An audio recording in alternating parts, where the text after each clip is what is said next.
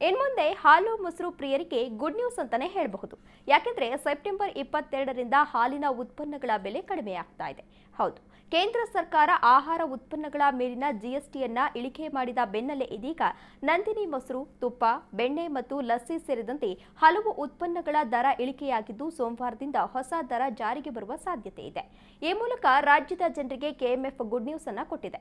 ಹಾಗಿದ್ರೆ ಯಾವುದರ ದರ ಈಗ ಎಷ್ಟು ಇದೆ ಮತ್ತು ಸೋಮವಾರ ಎಷ್ಟು ಬೆಲೆ ಕಡಿಮೆಯಾಗಲಿದೆ ಅನ್ನೋದನ್ನ ನೋಡೋದಾದ್ರೆ, ತುಪ್ಪ 1 ಕೆಜಿಗೆ ಹಳೆ ದರ 650 ರೂಪಾಯಿ ಇದ್ದದ್ದು ಸೋಮವಾರದಿಂದ 610 ರೂಪಾಯಿಗೆ ಇಳಿಕೆಯಾಗುವ ಅಂದಾಜಿದೆ. ಇನ್ನು ಹಾಗೇನೆ ಬೆಣ್ಣೆ ಅರ್ಧ ಕೆಜಿಗೆ ಹಳೆ ಬೆಲೆ 305 ರೂಪಾಯಿ ಇದ್ರೆ ಇನ್ನು ಮುಂದಿನ ದಿನಗಳಲ್ಲಿ ಅಂದ್ರೆ ಸೋಮವಾರ 286 ರೂಪಾಯಿ ಆಗುವ ಸಾಧ್ಯತೆ ಇದೆ.